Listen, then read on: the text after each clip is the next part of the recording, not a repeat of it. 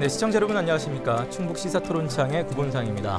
오늘은 월간 뉴스 분석 시간입니다. 지난 한 달 동안 보도됐던 많은 뉴스들 중에서 대표적인 뉴스를 선정해서 전문가들 모시고 함께 다시 한번 짚어보는 시간 마련하도록 하겠습니다.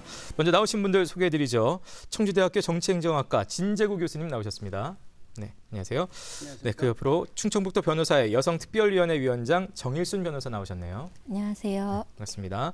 마지막으로 서원대학교 행정학과 엄태석 교수 모셨습니다. 네, 안녕하십니까. 네, 자 이렇게 세 분과 함께 월간 뉴스 분석 본격적으로 시작합니다.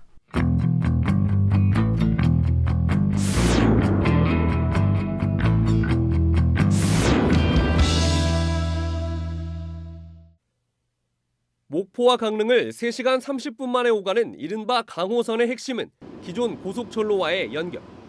고속화된 충북선을 기존 고속철로와 이으려면 오송과 원주에 각각 연결선이 필요한데 오송연결선에 제동이 걸렸습니다.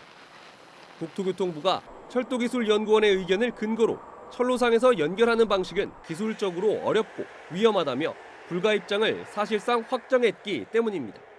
호남선 고속철로는 콘크리트 노반 위에 설치돼 있습니다. 오송 연결선과 이어줄 분기기가 필요한데 콘크리트를 일부 걷어낸 뒤 새로 깔아야 해 기존 콘크리트와 경도 차이가 발생할 수 있다는 겁니다. 오송 역사 안에서 연결하는 방안도 평택 오송 간 북복선 등 다른 철로와 겹칠 수 있어 어려운 상황. 기존 고속철로와 연결되지 않으면 전북 익산에서 오송까지 일반 철로를 활용해야 해 강호선 이동 시간이 계획보다 40분 이상 늘어납니다. 충청북도는 대안 마련에 고심하고 있지만 뾰족한 수를 찾지 못하고 있습니다. 원주 연결선, 봉양 경유 노선에 대해서도 정부에서는 부정적이었지만 사업계획 정정성 검토에서 검토되는 것으로 알고 있습니다. 그래서 오송 연결선도 충북도에서 열심히 대안을 마련해서 1조 7천억 원 규모의 혈세가 투입될 강호선이 출발부터 반쪽짜리로 전락할 위기에 몰렸습니다. 처음부터 이 사업에 대한 중앙정부와 충청북도의 그 동상이몽이 아니었나 생각이 듭니다. 중앙정부는 처음부터 이 사업을 호남선과 이 강원도를 연결하는 강호축, 이시정 지사의 슬로건이죠. 예. 강호축이라는 개념 자체가 없었고 예. 충북선의 그 고속철화 에게만 초점을 맞췄던 거죠. 예. 연결 부분에 아예 고려가 없었던 것이고 이 사업이 이제 그 정부에서 만들어지니까 이시정 지사 그러면 차제에 오송 연결선이나 원주 연결선을 해서 자기가 주장했던 그 강호축의 철학과 연계시키려고 노력을 했던 거죠. 네. 그러니까 중앙정부는 처음부터 이런 그 구상 자체가 없었던 것이고 이시정 지사가 그렇게 연결해 보려고 노력을 했던 것이 어그러진 거라고 봅니다. 예. 근데 문제는 당초에 중앙정부가 이런 사업을 그냥 충북선의 단순 그 고속철로화로 끝내려고 했다고 하더라도 이시정 지사의 구상 중에 연결선을 통해서 강원도와 호남선을 좀 더 빠르게 연결할 수 있는 생각이 맞다고 한다면 네네. 중앙정부도 이 생각을 좀 바꿔줄 필요가 있고 돈이 좀 들거나 기술적 난관이 있더라도 이것은 유연하게 생각을 네네. 바꿀 필요가 있다는 생각입니다. 예. 문제는 중앙정부가 그것을 쉽게 바꿔줄 리는 없으니까 이제 여기서 정치력이 이제 발휘될 필요가 있고 충청북도 정치인들의 노력이 필요한 거라고 생각됩니다. 예. 다른 분들 어떻게 보시나요? 예, 엄 교수님. 처음에 그 예비 타당성 조사를 좀 면제해 달라라고 얘기할 때부터 이제 그런 느낌들은 많이 받았죠. 이게 쉽지 않은 사업일 것이다. 그런데 정부가 전향적으로 이제 예비 타당성 조사를 면제해 주면서 탄력을 받게 됐는데 일부는 이런 얘기들을 하죠. 그 기술적으로 오송 연결선이 이럴 거라는 걸 몰랐느냐라고 주장하는 분도 계십니다만 네네. 제가 볼 때는 굉장히 전문성이 있는 분야이기 때문에 아마 이 부분을 쉽게 보는 거는 맞을 겁니다. 거꾸로 그렇기 때문에 일반적인 공무원들이 기술적인 문제를 발견하기는 어려웠을 것이다라는 느낌을 갖는데요. 사실 안전 문제가 걸리게 되면 이게 막 강하게 밀어붙이기 좀 어렵다는 예. 부분이 있습니다. 그래서 지금 앞으로 많은 이제 난관들이 있는데 안전성, 기술적인 문제라면은 조금 입장을 좀 바꾸는 것도 괜찮다. 바꾼다는 건 그만두겠다는 것이 아니라 그걸 인정하고 언젠가는 뭐 기술적인 문제 해결될 수도 있는 부분이 있으니까 그래서 그 시대까지는 현재 철로를 이용하는 방법이 되겠다는 생각을 하게 되고요. 더불어서 받아들일 건 빨리 수용을 하고 되는 쪽으로 유도를 하는 것이 바람직하지 않나 저는 그렇게 생각합니다. 예. 되는 쪽이라면 어떻게 마무리가 되는? 그러니까 기술적인 문제, 안전의 문제라 그러면 만약에 버텨서 이거를 뭐 새로운 기술이 있다, 뭐 할 수 있다 이렇게 가기는 어려울 것이다. 거기서 갑론을박을 하고 가다가 발목을 잡히면 예. 첫 삽도 뜨지 못하고 무산될 수 있기 때문에 무산이 아니죠. 왜 행정에 그런 거 있지 않습니까? 무결정의 결정 그냥 안 하는 겁니다. 그러니까 뭐 사업 타당성 검토도 그냥 깔고 앉아 있고 네. 예산 집행도 안 하고 있고 그래서 계속 있으면 정권 말기가 되고 선거 몇 번 치르면 또 대선이고 이렇게 되거든요. 그래서 이러한 부분에서 되는 쪽의 방향으로 도가 노력을 하지 않으면 진짜 잠시 좋았다 마는 상황이 될 수 있다 이 뜻입니다. 예, 예. 지금 이제 보도에 따르면 이제 KDI 한국개발연구원에서 6월 말까지 6월 말이 다 됐습니다. 이미 사업계획 적정성을 검토한다라는 것으로 알려졌습니다만 결국은 뭐 별 움직임이 없기 때문에 결국 국토부가 발표한 계획대로 그냥 추진된다면 이게 어떻게 마무리가 될까요? 어떤 문제가 글쎄, 발생할까요? 솔직히 말하면 예. 충청북도 입장에서는요. 연결선을 하지 않고 충북선 고속철로만 해도 충북도는 손해볼 건 없습니다. 예. 왜냐하면 이시영 지사의 큰 틀을 가지고 이렇게 얘기를 하지만 충북 입장에서는 지금 충북선을 고속철로해서 충청북도 내의 교통을 좀 더 원활하게 하는 것이 네네. 더 급선무이기입니다. 말하자면 호남 지역의 사람들이 강원도를 가는데 충청북도가 효과적으로 다리를 만들어주는 그 사업은 국가적인 입장이고 예. 충청북도 입장에서는 일단 우선 충북선의 고속철로를 통해서 충청북도 내의 교통소통을 원활하게 하는 것이 더 필요하기 때문에 엄 교수님 말씀대로 우선 착공이 필요할지 모릅니다. 그런데 이제 문제는 뭐냐면 우선 착공을 했을 때 그것이 기정사실화 돼서 나중에 이제 큰 틀의 연결선을 하지 않고 계속 이게 하게 되면 충북선이 죽는 문제가 있죠. 네. 그러니까 지금 당장 하면 충청북도는 단기적으로 이익이 될 수 있지만 그렇게 하게 되면 47분이나 더 예. 들어가게 되고 그러면 호남선에서 강원도를 할 때 이용하지 않기 때문에 고속철화의 효과가 이제 떨어진다는 문제가 있기 때문에 그 두 가지 문제를 고려해야 될 필요가 있습니다. 정 변호사님은 어떻게 보고 계신가요? 이 사안. 지금 충북선 고속화 사업과 관련해서 오송 연결선만 있는 것이 아니거든요. 예. 그러니까 포기할 것은 포기하고 진짜 엄 교수님 말씀하신 대로 안전성이 의심된다라고 하는 사업을 지자체에서 뭐 도에서 밀어붙일 수는 없는 노릇이기 때문에 할 수 있는 부분에 집중해서 그거라도 뭐 적정성 면제나 정권이 바뀌기 전에 충분히 빨리 착공을 하는 것이 중요할 것으로 생각이 듭니다. 예. 지금 충청북도에서 할 수 있는 현실적인 대응 방안은 뭐가 있을까요? 조금 전에 이제 정치력을 처음에 좀 말씀하셨습니다만 뭐 이 아까 기술적인 문제가 일단 대두가 됐기 때문에 그것을 더 덮을 수 있을 만한 자금이 사실 투입될 수 있다면 제일 좋겠습니다. 근데 사실은 이 오송 연결선이라는 것이 예를 들어서 7.5km 1,938억 원이 든다고 하는데 돈의 문제는 정치력을 해결하면 충분히 가능합니다. 이제 국토부에 들고 나왔는데 기술적인 문제를 들고 나왔잖아요. 근데 우리나라의 지금 기술력이라는 걸 보면 엊그저께 그 해저 터널을 뚫었잖아요. 얼마든지 기술적인 문제는 검토하면 대안이 나올 수 있습니다. 말하자면 지금 현재 오송 연결선이 안전성이라든가 기술적인 문제가 있다는 것은 가장 최단거리로 7.5km를 건설하기 위해서 콘크리트 지반을 흙지반으로 바꿔야 된다는 그 문제이기 때문에 그렇기 때문에 만약 돈을 더 써가지고 좀 미리 연결선을 좀 끌어낸다고 하면 충분히 안전성 문제를 해결할 수 있거든요. 이건 국토부의 입장에서 안 하는 쪽으로 문제를 검토하다 보니까 이렇게 되는 것이고 만약 되는 쪽으로 검토한다고 보면 연결선의 길이를 좀 더 확장하거나 좀 더 우회적으로 한다고 하면 이 기술적 문제는 충분히 해결할 수 있는 문제입니다. 문제는 선택의 문제죠. 지금 충북의 정치인들이 아까 엄 교수님 말씀대로 충북선 고속화에 집중을 해서 그걸 먼저 착공하는 쪽으로 갈 것인지 아니면 이 오송 연결선까지 해서 차제에 뭉뚱그려서 제대로 갈 것인지의 선택의 문제입니다.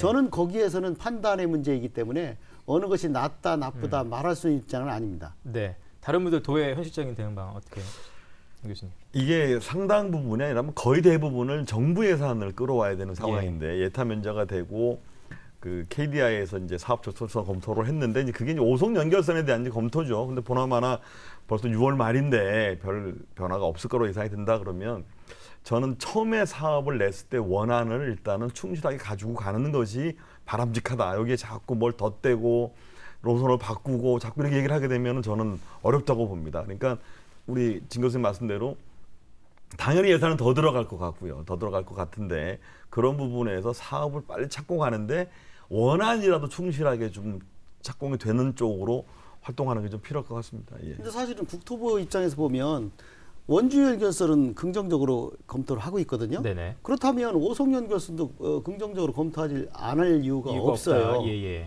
그러니까 제가 보기에는 오송 연결선을 별로 부정적으로 보는 이유는 국토부에서 처음부터 생각이 없었던 것이죠. 그러니까 그림 자체가 없었기 때문에 지금 와서 이제 핑계를 대는 것이라고 보고, 저는 이 문제에 관해서는 국토부의 판단에 의존하지 말고 예. 정치인들이 여러 연구기관을 통해서 진짜 제대로 된 검증을 통해서 과연 이게 기술적으로 진짜 문제가 있어서 불가능한 것인지 이것을 좀 객관적인 차원에서 검증을 하고 그것이 바탕으로 해서 정치적으로 접근할 것인지 말 것인지를 선택해야 된다고 생각합니다. 정 변호사님은 혹시 어떻게 생각하시나요? 이 당초 1조 5천억 원 예산 얘기가 나왔다가 지금 발표된 거는 2천억 원이 추가된 1조 7천억 원 정도이고, 또 그거에 대해서 그럼 늘어난 재정 부담은 어떻게 하냐에 대해서 민간 투자 방식 얘기도 오고 하고 있는데, 사실 그 오송 역세권 지구 지정이 돼서 좀 개발하자는 그런 계획이 있었는데 여기 투자자 찾지 못해서 지구 지정이 취소된 사례가 있습니다. 그런데 그런 상황에서 오송 연결선에 민간 투자나 아니면 국고 지원을 추가로 받기라는 좀 어려워 보입니다. 네. 지금 예. 정치력 얘기가 이제 계속 나오는데 네네네. 진 교수님 말씀대로 사실 그 국민들께서는 정말 우리나라 선거가 너무 잦다라는 말씀을 많이 하시는데요. 이게 우리 지역에서 총선에서 굉장히 중요한 화두가 될 수 있을 겁니다. 국회의원들이 이번에 어느 정도로 여기 이 문제를 해결하기 위해서 노력했고 그 성과가 있느냐라는 것이 상당히 선거 당락에 영향을 미칠 것이기 때문에 정치력의 문제는 어느 정도는 좀 활발하게 발휘될 것이다라고 보이는데, 저는 걱정이 이제 진 교수님은 이제 기술적인 문제도 뭐 대안을 제시할 수 있을 거라고 생각하는데, 그 안전 문제가 걸려버리면요, 이게 사실은 참 자신 있게 말하기 좀 어렵습니다. 특히 KTX는 고속 열차라서 빠를 때는 300km 이상을 달리고 지금도 한 230km 정도는 달릴 정도의 수준의 차인데 안전하지 않다는 문제를 가지고 나왔을 때 우리가 어떻게 이걸 극복할 것이냐. 극복의 문제는 아닌 것 같아요.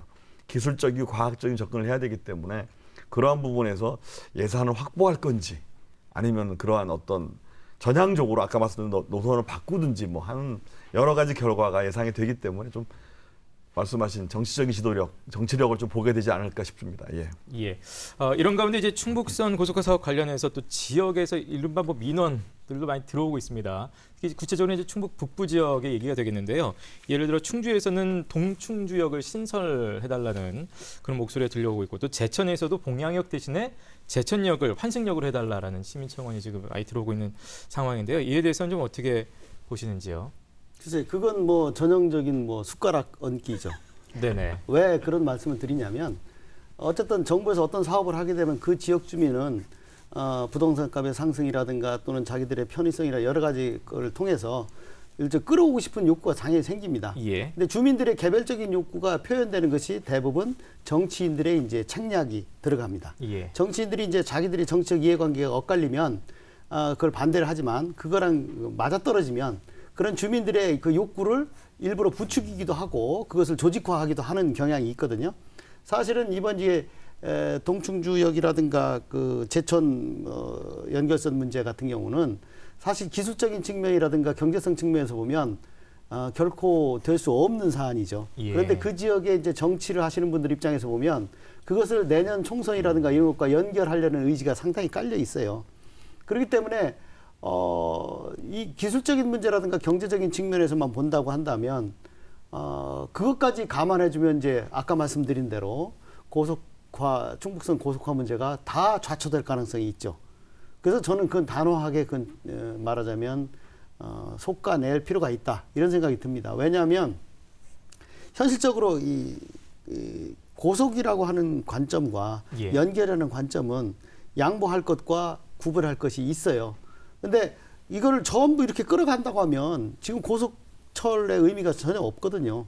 그렇다고 한다면 이거는 제가 판단하기에는 많은 정치인들이 정치적 책략을 위해서 주민들을 이용하거나 하는 것들은 좀 자제해 줬으면 하는 생각입니다.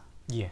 어떻게 생각하시나요? 그 정치적으로 정치인들의 특징 가운데 하나가 어떤 이슈가 나오면 이것을 정치적으로 활용할 수 있나를 고민을 합니다. 그러니까 일로 이제 기차가 지나가는데 우리 지역에 뭐 일단 쓰면 좋지로 이제 출발을 합니다. 출발을 해서 순수한 의도로 출발을 하는데 여기서 멈추면 되는데 그래서 원래 처음부터 계획이 없었고 뭐 물동량도 얼마 안 되고 이동량도 얼마 안 되니까 그냥 이해하십시오. 끝나면 되는데 대민 접촉의 빈도를 높여야 되니까 이제 서명 운동을 하거나 이제 운동을 하게 됩니다. 운동을 하고 그렇게 되면 처음부터 이 지역은 안 지나가기로 했잖아요. 그런데 그래서 안 지나게 됐어요. 그러면 또 갑자기 책임 문제가 들고 나오게 됩니다.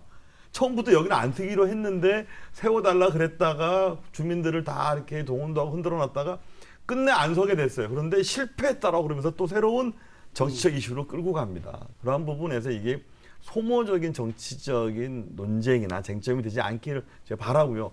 그러다 보면 김 교수님 우리가 하는 얘기처럼 막상 기차는 못 지나가고 역만 생기는 네. 각자 역들은 다 상상 속에 만들어 놨기 때문에 역은 있는데 충북선은 고속화되지 못하는 그런 경우가 있으니까 어느 정도는 좀 멈춰주는 지혜도 필요하다 생각합니다. 일단 이게 지금 지역의 민원이라는 게 그 기본적인 예타 면제 안에서는 좀 벗어나게 되는 어떤 부분들이죠. 예. 그러니까 이제 제천이라는 이제 지역적 입지를 고려하면 원래 제천이라는 것은 이제 충북선과 중앙선의 연결 부분인데 예. 사실은 제천은 충북선의 영향권이라기보다는 중앙선의 연결권입니다. 근데 충북선 고속화를 저쪽 원주와 연결하는데 제천까지 돌아서 가라는 것은 좀 무리한 요구인 게 맞죠. 예. 그러니까 사실은 어떻게 생각하면 좀 더 효과적으로 제천이 이쪽 충북선과 원주 연결선으로 연결하는데 효과적인 방법이 없겠는가? 이걸 좀 모색할 필요가 있지. 예. 예를 들어서 그것을 제천을 거쳐서 돌아가라든가 이렇게 한다는 것은 좀 무리한 요구이고 그것은 전체 사업 자체를 좌초시킬 뿐 아니라 제가 인터넷 댓글을 찾아보면 예. 대부분의 다른 지역 사람들이 문제를 삼는 것이 오송 연결선이나 원주 연결선의 문제를 삼지 않고요. 제천 경유 문제라든가 네네. 이런 것들이 상당히 그 조롱거리의 대상이에요. 심지어는 그 정도 세금을 내느냐 뭐 이런 정도로 이제 하는 경우가 있기 때문에 네. 그건 좀 무리한 요구라고 저는 생각합니다.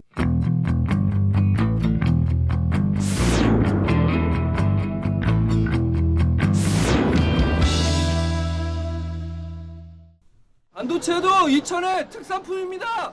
이천의 반도체는 세계적입니다. 반도체가 결국 지역 경제를 먹여 살리고 있다는 SK 하이닉스의 TV 광고. 청주에도 이런 정서는 지역 전반에 깔려 있습니다. 대기업이 있으니까 취직도 잘 되고 또 그 회사를 위해서 이제 우리 청주가 또 발전도 많이 되고 이런 기대를 등에 업고 이어지는 대기업의 개발 행위.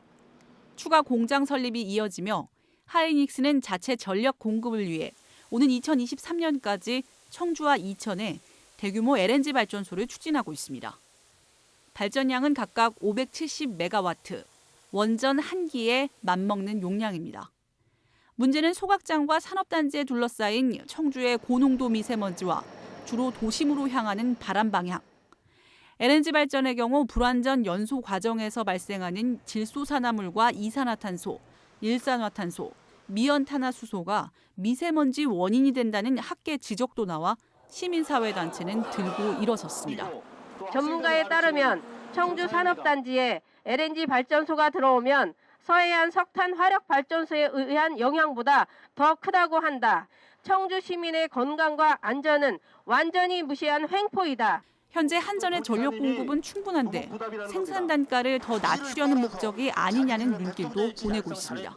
이 시스템 자체가 전기를 많이 쓰는 시스템으로 돼 있어서 전기요금을 많이 내고 있습니다. 그래서 그 전기요금을 좀 줄여보려고 하고 있는 것으로 보여지고. 이에 대해 하이닉스 측은 반도체 공정 특성상 1초라도 전력이 끊어지면 막대한 피해가 발생한다며 반도체 라인을 잇따라 증설하고 있는 만큼 안정적인 전력 공급을 위해 내부 발전소는 필요하다는 입장입니다. 이천에 추진 중인 발전소는 주민 반대로 1년 이상 지연되고 있는데 적어도 내년 5월 착공 예정으로 알려졌습니다. 이천보다 5개월가량 계획이 늦은 청주 발전소의 경우 최근 정부에 환경 영향 평가서를 제출했습니다. 하이닉스 측은 주민 설명회 개최 전 상생 방안을 발표할 예정이라고 밝혔습니다. 이 문제가 여러 가지 좀 이제 쟁점을 갖고 있는 것 같더라고요. 첫 네네. 번째는 우리가 전기를 제가 학교 다닐 때는 공공재라고 전 배운 것 같아요. 맞습니까? 근데 이 공공재로 느꼈던 전기를 기업이 발전소를 통해 생산하겠다고 하는 상황이 뭐냐라는 게 첫 번째고, 두 번째는 법과 절차를 지켜서 기업에서 이것을 건립했을 때 시민들은 그냥 그대로 있어야 되느냐라는 문제가 하나 있고, 세 번째는 LNG를 청정연료로 사용하는 원전을 대체할 발전이라고 얘기를 했는데, 그럼 LNG가 그렇지 않았느냐라는 세 번째 문제가 있고요. 마지막으로 이게 우리 청주 지역에만 해당되는 문제냐라는 뭐 다차원적인 논쟁이 가능한 부분이라서 상당히 좀 좋게 말하면 재밌고 나쁘게 말하면 좀 복잡한 상황인 것 같습니다. 예. 예. 다른 두 분은 또 어떻게 네, 보십니까? 저는 뭐 한마디로 기업 이기주의다.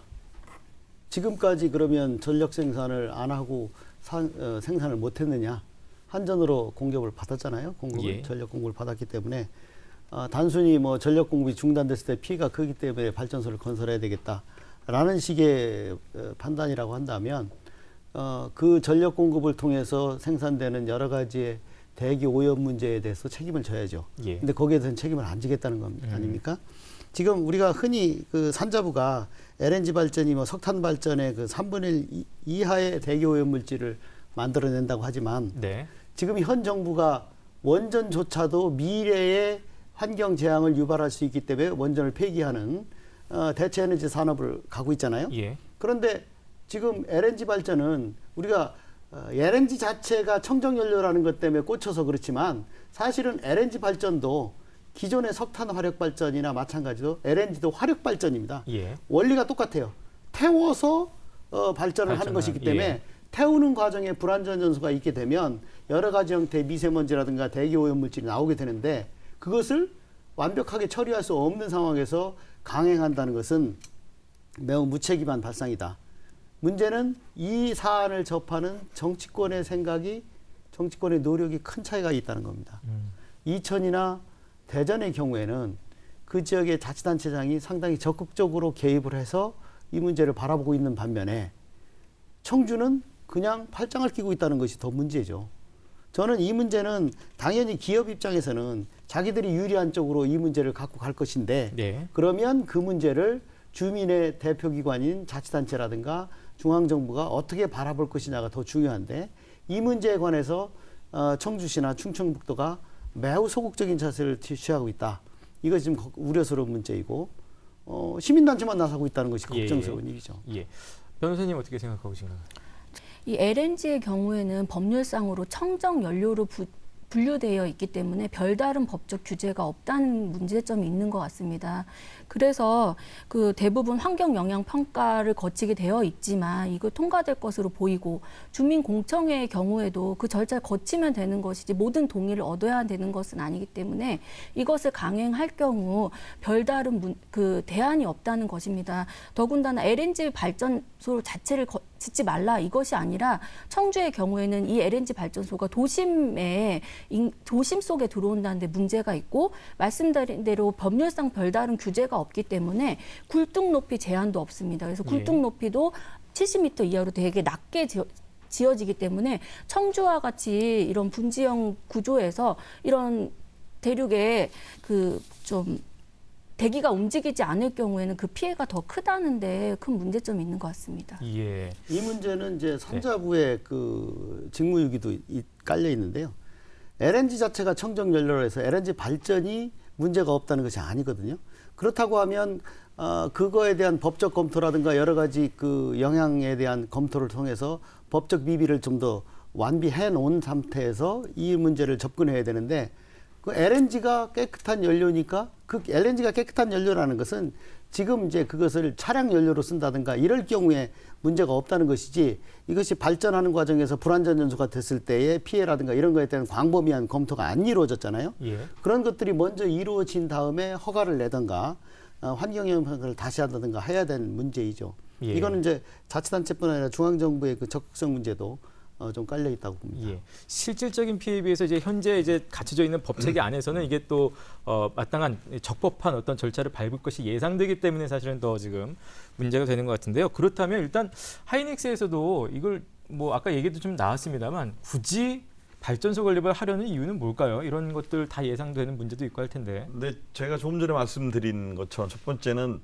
전력 수급이 굉장히 생산에 예. 절대적인 아주 위치를 차지하는데 정전이 될 가능성이 높다라는 우려. 왜냐하면 지금 계속 원전을 줄이면서 석탄, LNG로 바뀌면서 사실 한전이 적자가 나고 있는 정도고, 그리고 지난번에도 뭐 한번 정전 사태가 났다라는 입장을 가지고 있으니까 이제 그게 출발인 것 같은데, 두 번째는 앞으로 이제 전기 요금이 올라가더라도 우리는 자체 발전을 하게 되면 그런 부분에서 영업이익을 더 낼 수 네네네. 있다라는 거, 아까 진 교수님 말씀대로 더 나아가서 뭐 이제 개인도 전기 팔 수 있으니까, 한전에 팔거나 할 수 있으니까 그런 부분에서 또 새로운 이제 소득 창출의 계기도 된다라는 그런 건데, 제가 안 그래도 아침에 출근하다 보니까 태양열 뭐 그 발전 그거 뭘 분양한다고 그러더라고요. 그러니까 이제 그걸 사면은 제가 갖고 있는 태양열 발전 기계를 예, 통해서 예, 제가 예. 수익을 창출하는 모양인데, 그런 여러 가지 이유가 있다라는 건데, LNG가 청정연료라는 이유로 세금도 적고 제가 이렇게 규제가 적습니다.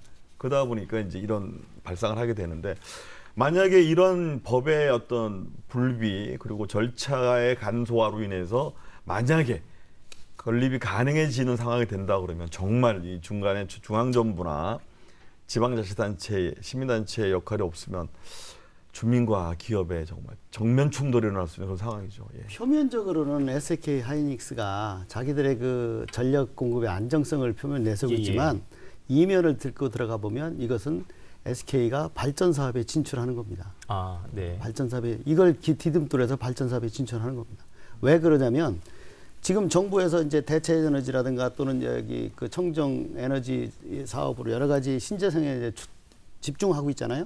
그런 과정에서 틀림없이 전력 원가가 올라갈 것이고, 또 한전에서도 공급하는 것이 한계가 있을 거라고 보기 때문에 그 틈새를 뚫고 들어가는 겁니다. 지금 대외적으로 공표는 안 하죠. 자기들이 예. 발전 사업에 진출하는 것이라고 예. 공표를 못 하죠. 왜? 그렇게 하면 허가가 안 될 테니까. 예. 지금은 자기들이 반도체 산업의 안정적 운영을 위해서 한다고 하지만 그 규모를 보시면 이거는 자기들이 네네. 필요로 하는 것을 훨씬 넘어서는 규모이고, 그 얘기는 나중에 틀림없이 이게 발전 사업의 진출로 이어질 겁니다. 예. 자, LNG 발전소 결국 이제 뭐 경제 문제, 환경 문제도 이렇게 대입하고 있는 상황인데, 이 LNG 발전소 건립을 앞두고 있는 전국에 또 많은 또 지자체들 있겠습니다. 그리고 또 역시 찬반 논란은 더더욱 심화될 텐데요. 이런 게 이제 또 특히 총선을 앞두고서는 또 더더욱 태풍의 눈이 될 가능성도 있어 보입니다. 이런 것들 어떻게 풀어가면 좋을까요? 이거는 우리가 지난번에 그 포항 지열 발전 문제 있지 않습니까? 예. 지열 발전 문제 재앙을 한번 그 교훈으로 삼아야 될 거예요. 지열 발전 문제가 지금 와가지고 포항 지진이 지열 발전이 원인이었다고 다 밝혀졌잖아요. 피해는 주민들이 받았죠. 그런데 그 보상이라든가 뒤처리 문제에서 어느 누구도 나서지 않습니다. 그러니까 예를 들어서 이거 환경 재앙이라고 하는 것은 네네. 연구가 미진할 당시에 그 재앙의 규모를 아주 소규모로 파악했다가 일단 터지고 나면 피해는 주민들이 다 고스란히 입고 나서 누가 책임질 것이냐 하는 문제이죠. 그래서 저는 이제 그 여러 가지 그 정부에서 환경 규제를 할 때에는 포항의 지열 발전 문제를 하나의 그 시금석으로 삼아서 정부가 좀 더 엄격하게 대처할 필요가 있지 않나 이런 생각을 합니다. 예. 다른 분들 예. 그 21세기의 가장 중요한 화두가 이제 안전입니다. 왜냐하면 자연재해가 굉장히 심해졌거든요. 자연재해가 심해지니까 사실 원전도 체르노빌 같은 경우는 워낙 낮은 수준의 원전 관리를 했기 때문에 일어난 인재에 가깝지만 그 후쿠시마 원전 같은 경우는 자연재해로 인해서 생겨난 그런 어떤 엄청난 재해인데, 이러한 부분에서 이제 탈원전 정책 같은 경우는 대통령께서 정말 내놓지 않는 몇 가지 끝까지 붙들고 계시는 어떤 정책 가운데 하나입니다. 소득주도 성장하고 탈원전하고 고교 평준화, 이런 거는 아마 굉장히 강조하시고 공약으로 삼아서 유지되고 있는 정책인데, 그렇다면 원전을 안 한다, 그리고 태양열 같은 신재생에너지는 한계가 있다, 그럼 우리가 대안을 생각해야 되는데, 그 대안으로 원래 등장했던 게 LNG가 맞습니다. 석탄도 사실은 지금 있지 않습니까? 원전 발전을 줄이면서 석탄도 더하고 있고요. LNG도 더하고 있는데, 그렇다면 LNG가 그렇게 부각된 이유 중에 하나가 얼마 전부터 미세먼지 때문입니다. 이 미세먼지. 근데 특히 우리 청주 지역은 뭐 우리 진 교수님이 쭉 말씀하신 데이터가 굉장히 안 좋거든요. 그렇다면 앞으로 그러면 LNG도 이제 위험하다 그러고 석탄도 위험하다 그러고 원전도 위험하다 그러고 재생에너지가 그렇게 이루어지지 않는다면 발전할 수 없는 상황이라면 우리는 어떻게 해야 되냐 고민을 해보게 되면 또 다시 화석으로 갈 거냐 원전으로 갈 거냐 고민을 안 할 수가 없다는 겁니다. 네. 그래서 저는 이러한 부분에서 현 정부 하에서 탈원전은 생각할 수 없다면 LNG가 과연 그렇게 위험한가라는 고민도 해봐야 되겠고 안 그러면 전기 요금을 올릴 수밖에 없죠. 소비를 줄여야 되니까. 제가 말씀드리는 건요. 원전이든 화력발전이든 수력발전이든 어떤 발전의 원가가 다시 한번 산정돼야 된다는 거죠. 네. 우리가 지금 원전이 싸다고 한 이유는 그 원전의 그 폐기물에 대한 처리 문제라든가 이런 것들을 후대에다 맡겨놓고 지금은 원가에 전혀 반영을 안 했다는 거죠. 심지어는 뭐 100년에 한 번 나올 것만 재앙도 그 재앙의 규모를 감안한다고 하면 그걸 연평균 값으로 해서 원가에 반영을 해야 돼요. LNG든 화력이든 그것을 단순히 태워서 그걸 가지고 전기로 만든 것만 생각했지 그로 인한 미세먼지의 피해가 원가에 반영이 안 됐어요. 왜냐하면 그 미세먼지를 제어할 수 있는 여러 가지 장치가 들어가야 되기 때문에. 그러니까 수력이든 화력이든 원전이든 다른 여러 가지 형태의 신재생 에너지 등 간에 원가 개념이 다시 한번 정립될 필요가 있다는 거죠. 그런 다음에 그러면서 원가가 좀 싼 것을 한번 해보자 이런 얘기가 나와야 되는데 말하자면 원가 산정이 제대로 안 된 거예요. 지금까지는. 왜? 화력발전이든 수력발전이든 그로 인한 환경 피해에 대해서는 전혀 원가에 반영하지 않은 상태에서 원가를 산정했기 때문에 그렇다는 거죠. 특히 화력발전이나 LNG 발전 같은 건 그렇다는 거죠. 이제 앞으로는 LNG가 싸다, 화력발전이 싸다 이런 얘기를 하려면 그 환경 재앙에 대한 비용까지도 산정을 해놓고 싸다는 얘기를 해야 된다는 겁니다. 예.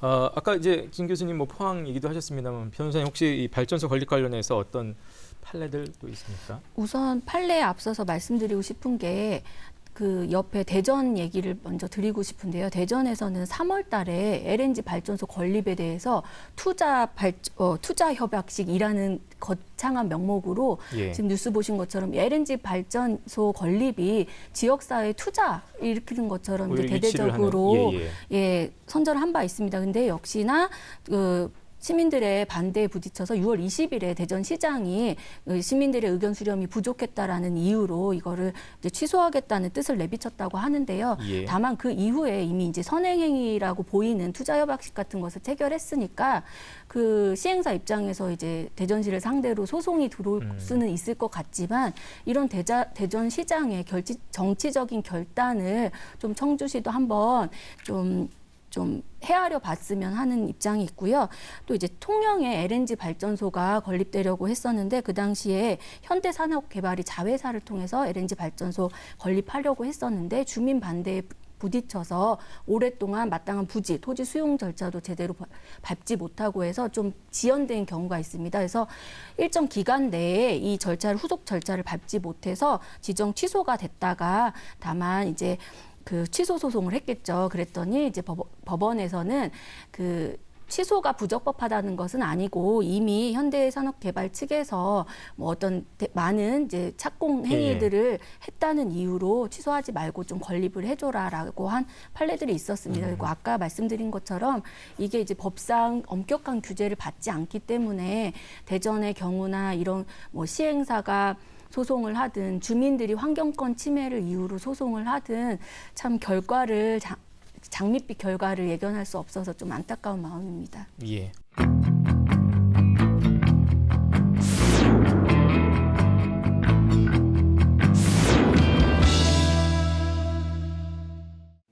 지난 2017년 기초조사를 시작으로 시행규칙 개정과 공청회, 타당성 조사 등을 거쳐온 충주 고교평준화 제도. 평준화 전환을 위해 필요한 막바지 절차인 여론조사가 마무리됐습니다.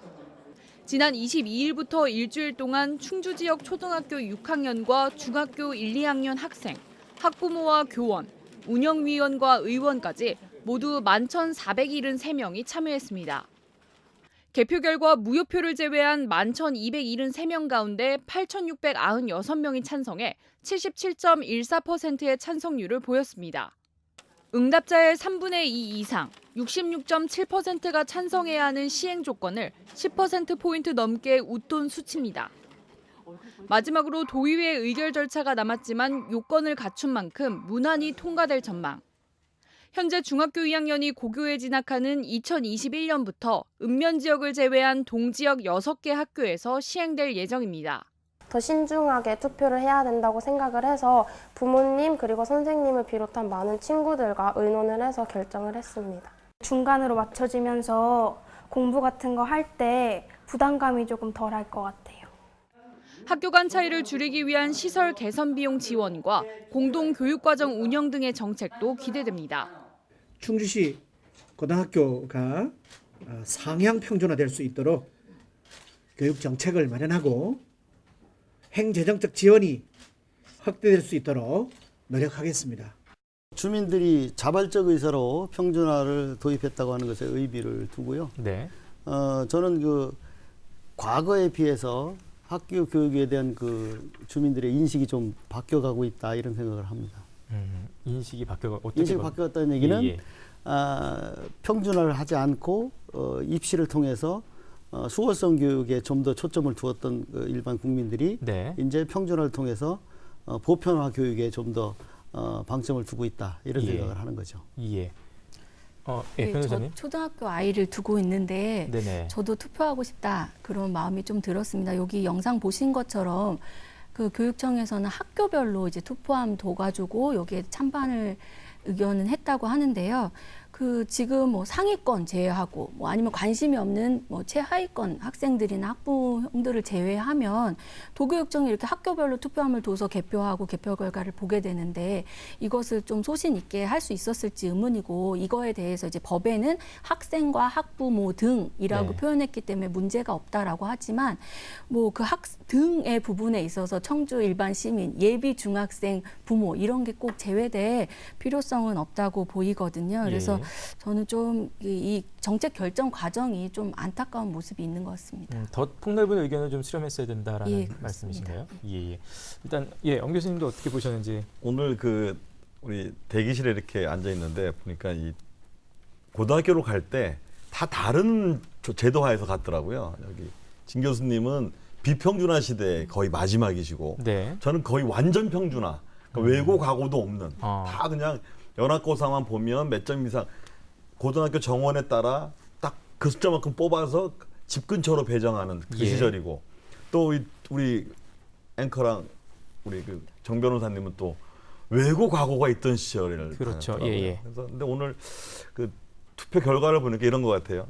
여러 가지 지금 섞여 있는데 우리 애가 공부를 잘해서 그 지역에 좋은 고등학교 갈 수 있는 사람이나 뭐 자사고 갈 수 있는 애들은 또 찬성했을 것 같고 또 뭐 아예 좀 편하게 고등학교 하자는 사람들은 또 했을 것 같고 또 어떤 부분은 경쟁이 옳다고 믿는 분이 했을 사람이 있고 또 어떤 부분 너무 입시 경쟁을 일찍 시작할 필요 없다 뭐 여러 가지 이제 섞여 있는데 그걸 뭐 하나로 정리한다면 수월성 교육을 주장하는 분들이 좀 적게 나왔고 이제 보편 교육을 받자라는 이제 그런 분들이 또 훨씬 많이 나와서 저는 개인적으로는 굉장히 좋다고 생각을 합니다. 그런데 우리가 갖고 있는 이제 그 어떻게 보면 잘못된 선입견이라고 저는 생각을 하는데 저는 고교 평준화 제도라는 말 자체가 저는 전혀 이해가 안 됩니다. 이게 고교 평준화가 아니라 그냥 고등학교를 배정받아 가느냐 시험 보고 가느냐 아닙니까? 그러면 배정받아서 가면 다 똑같은 학교가 되는 건가요? 저는 그렇게 보지 않습니다. 완전 평준화돼서 들어갔는데도요. 또 경쟁을 하더라고요. 신흥 명문을 만들어내더라고요. 그래서 평준화라는 말은 맞지도 않고요. 그냥 쓴다면 고교 배정제와 고교 입학 진학제 이렇게 바꿔야지 저는 평준화라는 단어가 많은 선입견을 갖고 있습니다. 인간에겐 이 정도 공부 잘하는 1등과 60등이 있는데 40등이 있는데 이렇게 평균을 맞추는 거구나. 그러니까 잘하는 애는 내려오고 못하는 애는 올라가는구나. 명문고등학교랑 약간 옛날에 말해서 안 좋은 학교가 이제 같아지는구나. 이건 바이어스, 편견입니다. 인간은 다 다르게 태어났거든요. 그래서 용어 자체도 저는 평준화란 말을 쓰는 걸 저는 굉장히 잘못된 용어라고 생각을 합니다. 그렇죠. 그게 프레임의 문제인데 프레임을 평준화라는 말을 쓰면서 사람들이 고교 뭐라고나 무시험 입학 제도를 네. 잘 다르게 인식하는 거죠. 예. 똑같은 제도를 가지고 중학교의 내신 성적으로 고등학교를 배정하는 예. 말하자면 배정 입시 제도라고 쓰거나 예, 예. 무시험 입시 제도라고 쓰는 것과 평준화 정책이라고 말을 쓰는 것에 사람들이 받아들이는 뉘앙스가 확 다르죠. 똑같은 건데. 그래서 말하자면 엄 교수님이 말씀하신 대로 이건 이제 평준화 정책이라기보다는 평준화 입시라기보다는 뭐 내신 입시라든가 예. 배정 입시 제도로 이제 바뀌었다. 예, 예. 이런 거로 이제 표현을 해주는 게 정확한 표현이고요. 저는 이제 사실은 이 요용을 그대로 쓰겠습니다. 좀 프레임이 좀 이상하긴 하지만 고교 평준화 정책을 전 지지하는 입장인데 예. 그 이유가 뭐냐면 제 경험 때문에 그렇습니다. 아까 말씀을 드린 대로 전 중학교 때 야외에서 놀고 축구하고 노는 것이 무지하게 좋았어요. 그랬는데 입시 때문에 어느 날 갑자기 체육이 전부 실내 수업으로 바뀌고 음악 교육이 전부 이론 교육으로 바뀌기 시작했어요. 말하자면 중학교 2학년 후반부부터 야외 체육을 안 합니다.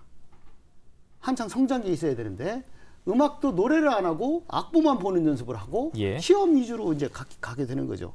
그래서 제가 얘기하는 건 아까 말씀은 이제 엄 교수님은 고등학교에서의 여전한 그 차별이라든가 또는 경쟁은 지속된다고 말씀하셨지만 제가 이 고교 평준화 정책을 찬성하는 이유는 중학교 학생들이 정상적인 학교 생활을 하고 예. 성장기에 항상 편하게 학교 생활을 할 수 있도록 만들어 주는 것이 바로 이 제도다 생각합니다. 제가 불행하게도 안경을 쓴 이유가 중학교 3학년 때 입시 때문에 안경을 쓰기 시작했어요. 네. 바깥에서 놀았으면 아마 안경을 쓰지 않았을까, 예. 안 쓰지 않았을까 생각이 드는데 말하자면 저는 이제 이 배정 입시든 평준화 정책이든 간에 고등학교에서의 대학을 위한 경쟁은 여전히 있을 겁니다. 예. 그렇지만 이 제도가 갖는 것은 한참 성장기에 있어야 될 12살부터 14살까지의 학생들에게 정상적인 학교 교육을 하게 해주고 입시라는 강박관념에 매달리지 않고 학교를 다닐 수 있게 해준다는 겁니다. 예. 그리고 그 중학교 때 이미 이제 그 진로라는 걸 탐색하게 되는데 고등학교 때는 좀 늦어요.